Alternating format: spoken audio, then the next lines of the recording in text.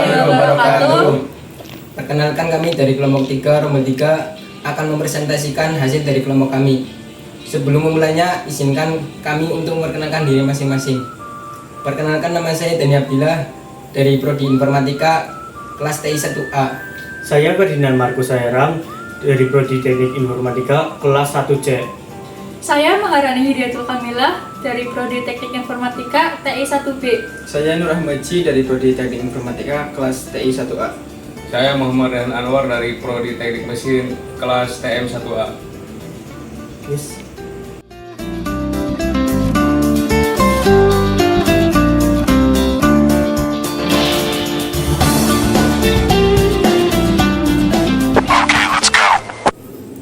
Saya akan membacakan jurnal pertama yang berjudul Proses Saponifikasi Minyak Jelantah dan Sisik Ikan untuk Produksi Sabun Cair Penghilang Luka, yang ditulis oleh Syamsul Bakri, tahun terbit September 2021. Latar belakang: minyak jelantah adalah minyak goreng yang digunakan secara berulang.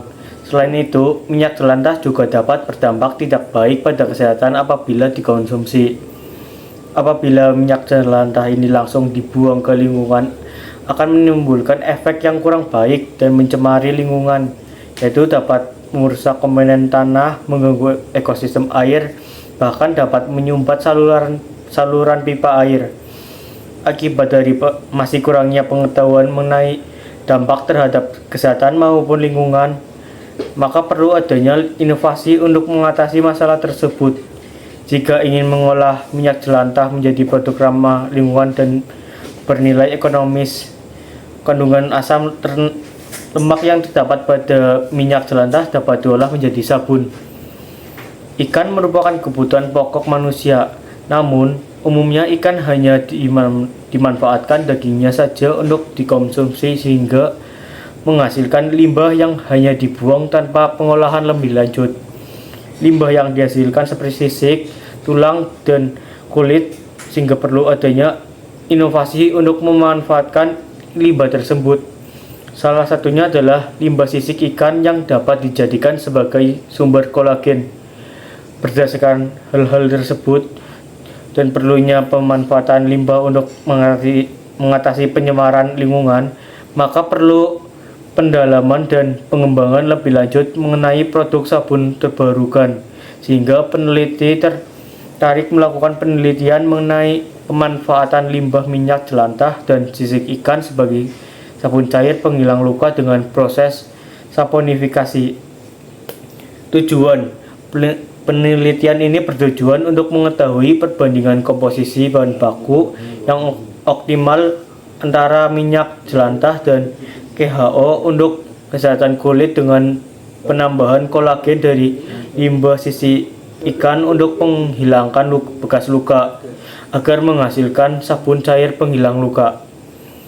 Metodologi: jenis riset yang digunakan dalam proses pembuatan sabun cair dari limbah minyak jelantah dan sisik ikan yaitu riset empirik, hasil dari pembahasan berdasarkan hasil uji sabun cair terhadap bakteri Staphylococcus aureus diperoleh dan dihubungkan dengan kriteria kekuatan daya bakteri.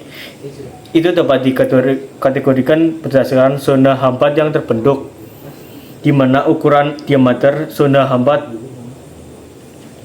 kurang dari 5 mm dikategorikan lemah. Zona hambat 5-10 mm dikategorikan sedang. Zona hambat 10-20 mm dikategorikan kuat, dan zona hambat lebih dari 20 mm dikategorikan sangat kuat. Berdasarkan kriteria tersebut, maka daya hambat bakteri oleh sabun cair pada Formula 1 dan Formula 2 masuk ke dalam kriteria yang sangat kuat karena masing-masing memiliki daya hambat sebesar 31,1 mm dan 31,4 mm. Maka demikian, komposisi sabun cair Formula 2 merupakan komposisi terbaik untuk menghambat bakteri Staphylococcus Oreus sehingga bagus untuk kesehatan kulit dibandingkan dengan sabun cair Formula 1. Hal ini dikuatkan dengan pendapat bahwa dengan berdamainya masa KOH, maka asam lemak bebas yang bereaksi akan lebih banyak sehingga memiliki aktivitas antibakteri terhadap bakteri Staphylococcus aureus semakin baik. Dan dari data hasil uji organoleptik yang didapat, sabun cair yang dihasilkan dalam penelitian ini memiliki aroma yang sangat baik, memiliki tekstur yang baik terhadap kulit, memiliki kualitas busa yang sangat baik, dan memiliki kelembutan yang baik. Berdasarkan dari hasil tersebut, maka sabun cair yang dihasilkan dalam penelitian ini sangat bagus untuk kesehatan kulit dan layak untuk digunakan. Berdasarkan hasil pengamatan penggunaan sabun cair terhadap beberapa jenis luka dan bekas luka, didapatkan hasil yang berpotensi baik dan berhasil. Hal ini dikarenakan pengujian yang dilakukan kurang dari 7 hari telah menunjukkan adanya perubahan pada luka iris, luka alergi, dan bekas luka. Berdasarkan teori dari penelitian bahwa luka yang mengakibatkan terjadinya kerusakan jaringan kulit membutuhkan waktu penyembuhan yang sangat lambat karena melibatkan pembentukan sel-sel terus-menerus. Ada 3 fase dalam proses penyembuhan luka, yaitu fase inflamasi, fase regenerasi, dan fase remodeling. Kesimpulan, berdasarkan hasil uji sabun cair yang dihasilkan dalam penelitian ini terhadap bakteri Staphylococcus aureus, diperoleh hasil bahwa daya hambat bakteri yang sangat bagus.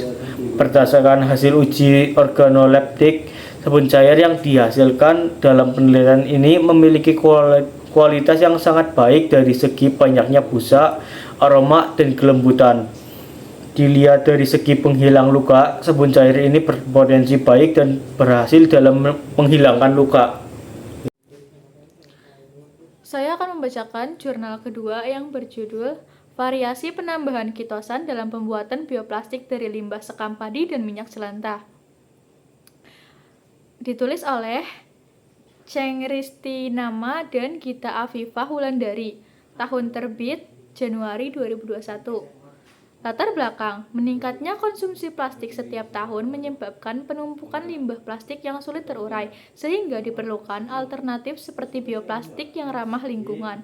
Bahan bioplastik yang digunakan dalam penelitian ini adalah selulosa dari limbah sekam padi dan minyak jelantah, yang juga merupakan limbah umum di Indonesia. Penggunaan bahan ini dapat membantu mengurangi limbah plastik dan sekaligus memanfaatkan limbah pertanian serta limbah rumah tangga. Tujuan penelitian: mengetahui perbandingan optimum selulosa dan gliserol dengan penambahan kitosan pada pembuatan bioplastik, serta menentukan pengaruh kitosan terhadap ketebalan dan ketahanan air bioplastik yang dihasilkan. Metodologi: penelitian dilakukan dengan mengekstraksi selulosa dan sekam padi, memproduksi gliserol dan minyak jelantah, dan membuat bioplastik dengan variasi penambahan kitosan, yaitu 0 gram, 0,5 gram, 0,8 gram, dan 1,1 gram. Pengujian dilakukan untuk mengukur ketebalan dan ketahanan air bioplastik yang dihasilkan. Hasil dan pembahasan: penambahan kitosan berpengaruh signifikan terhadap ketebalan dan ketahanan air bioplastik. Bioplastik dengan penambahan 0,8 gram kitosan memiliki ketebalan optimum 0,26 mm dan ketahanan air 84%. Hasil ini menunjukkan bahwa kitosan berfungsi sebagai perekat yang baik, meningkatkan sifat mekanik, dan mengurangi kerentanan bioplastik terhadap air. Kesimpulan: selulosa dari sekam padi dan gliser dari minyak jelantah dapat digunakan sebagai bahan baku bioplastik dengan penambahan kitosan sebagai perekat.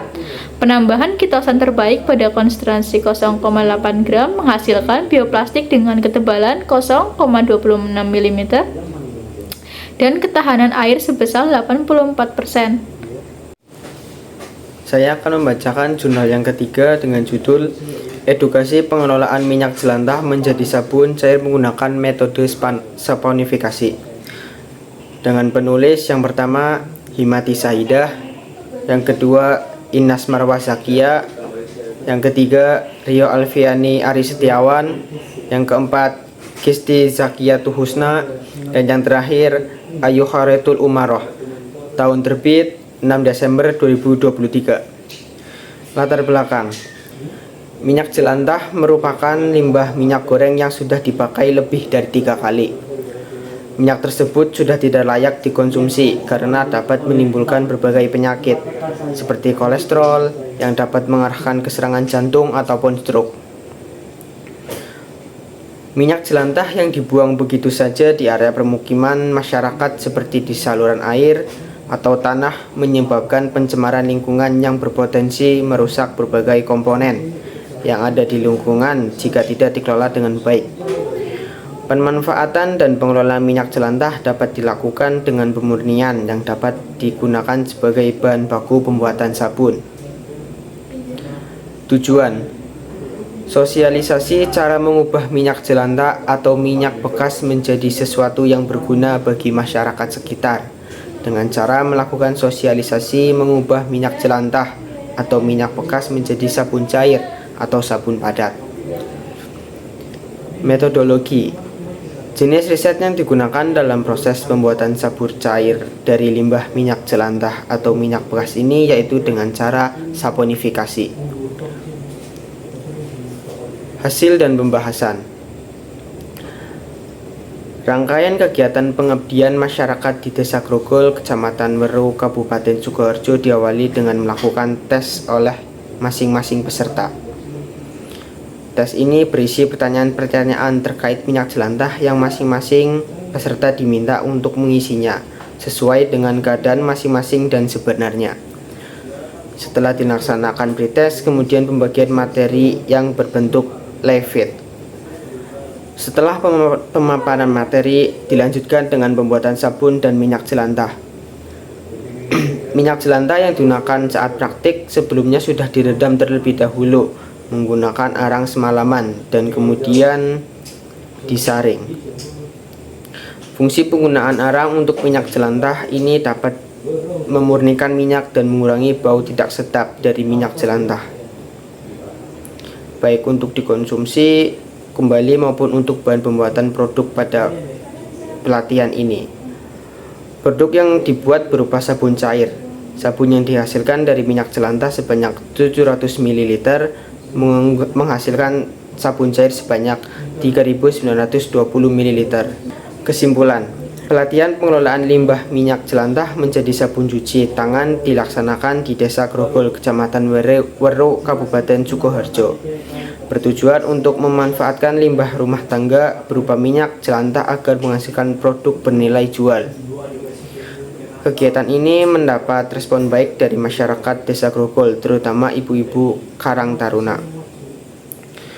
Pemahaman masyarakat, khususnya warga yang mengikuti pelatihan, semakin meningkat sebesar 90% saat sosialisasi menjadi 96,6% setelah pelatihan. Selain itu, kini mitra juga mempunyai kesempatan untuk menjadi wirausaha dari produknya sendiri, yang tentunya dapat meningkatkan kapasitas perekonomian. Saya akan membacakan jurnal yang kelima yang berjudul Proses Produksi Biofuel Minyak Jelantah dengan Variasi Katalis KOH dan NaOH di Ngentak, Kutowinangun, Lor Tingkir, Salatiga. Penulis Arum Kurniawati Pratiwi, Wujikika Ventistiana, dan Adi Kurniawan. Tahun terbit 2023. Latar belakangnya adalah pemanfaatan sumber daya energi terbarukan menjadi semakin penting dalam menghadapi perubahan iklim dan krisis energi global. Minyak jelantah sebagai limbah dari industri makanan sering dibuang begitu saja. Penelitian ini berfokus pada pemanfaatan minyak jelantah dari pedagang bebek dan ayam goreng untuk mengurangi limbah dan menghasilkan biofuel yang berkualitas. Tujuan dari jurnal ini adalah untuk mengolah minyak jelantah menjadi biofuel dan membandingkan kualitas biofuel yang dihasilkan menggunakan katalis KOH dan NaOH serta menentukan katalis yang paling efektif dan proses produksi biofuel. Metodologi: Metodologi penelitian meliputi studi literatur, mengumpulkan teori dan data dari berbagai sumber. Eksperimen, melakukan percobaan dengan pembuatan larutan metoksida dan proses transisteraksi menggunakan minyak jelantah. Pengumpulan data, mengumpulkan data primer dan sekunder terkait hasil eksperimen. Hasil pembahasan, hasil penelitian menunjukkan bahwa biofuel yang dihasilkan menggunakan katalis KOH memiliki kualitas yang lebih baik dibandingkan dengan katalis NaOH. Biofuel dengan katalis KOH memiliki rendaman 69,7%, densitas 884 kg meter kubik. Viskositas kinematik 2,54 CST, kadar air 0,07%, dan lama uji nyala api 364. Sementara itu, biofuel dengan katalis NaOH memiliki rendaman 59,8%. Densitasnya adalah 888 kg meter kubik. Viskositas kinematik 2,8 CST, kadar air 0,10%, dan lama uji nyala 2876 S. Kesimpulannya adalah, dari hasil penelitian dapat disimpulkan bahwa minyak jelantah dapat diolah menjadi biofuel yang dapat dimanfaatkan sebagai bahan bakar. Katalis KOH lebih efektif dibandingkan dengan NaOH dalam menghasilkan biofuel dengan kualitas yang lebih baik. Penelitian ini menunjukkan potensi besar pemanfaatan limbah minyak goreng sebagai sumber energi terbarukan yang ramah lingkungan. Saya akan membacakan jurnal keempat berjudul Pelatihan Pemurnian Minyak Jelantah dengan Kulit Pisang Kepok, ditulis oleh Ervin Trisuryandari tahun 2020. Latar belakang masalah dalam penelitian ini adalah minyak goreng bekas pakai sudah masuk dalam daftar belanja rumah tangga setiap bulannya. Semua itu terjadi karena minyak goreng merupakan salah satu kebutuhan pokok yang digunakan untuk memasak, khususnya menggoreng atau membuat makanan ringan. Tetapi bila minyak goreng itu sudah dipakai 2 hingga 3 kali, maka minyak goreng itu menjadi sampah atau limbah. Biasanya kita melihat banyak orang yang menggunakan minyak goreng bekas, yaitu di sekitar pinggiran jalan. Apabila minyak goreng bekas pakai yang mereka gunakan sudah keruh dan banyak ampasnya, maka para pedagang kaki lima akan mencampur minyak goreng bekas pakai lama dengan minyak goreng bekas yang pakai yang baru, sehingga minyak goreng bekas pakai terlihat jernih. Bahkan di beberapa tempat, para pedagang kaki lima memberikan plastik ke dalam minyak goreng bekas pakainya yang berguna untuk menggurihkan makanan yang mereka goreng. Sangat berbeda dengan minyak goreng bekas pakai rumah tangga. Apa itu pisang kepok? Pisang kepok adalah tumbuhan buah berupa herba yang berasal dari kawasan Asia Tenggara termasuk Indonesia. Tanaman pisang kepok merupakan tanaman asli daerah Asia Tenggara dengan pusat keanekaragaman utama wilayah Indo sampai Malaya. Kandungan pisang kepok memiliki berbagai manfaat yang berguna bagi tubuh. Dalam buah pisang kepok, mulai dari rizom yang dimilikinya sampai kulit pisang kepok dapat kita ambil manfaatnya. Daging buahnya sebagai makanan, kulit pisang kepok dapat dimanfaatkan untuk membuat cuka pisang kepok dengan proses fermentasi. Bonggol pisang kepok dapat dijadikan soda sebagai bahan baku sabun dan pupuk kalium. Zat-zat yang terdapat dalam pisang kepok adalah berikut ini: triphan, vitamin B, vitamin B12, vitamin B6, zat besi, potasium, dan asam folat. Kulit pisang sebagai adsorben.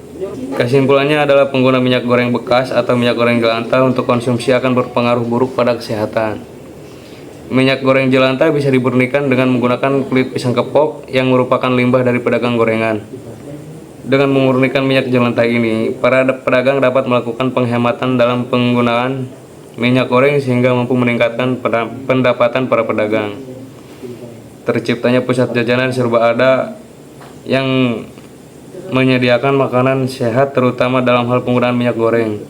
Walaupun minyak jelantah ini bisa dimurnikan dan digunakan kembali, tetapi tetap lebih baik jika memanfaatkannya minyak goreng sesuai kebutuhan sehingga banyak minyak jelantah yang dihasilkan.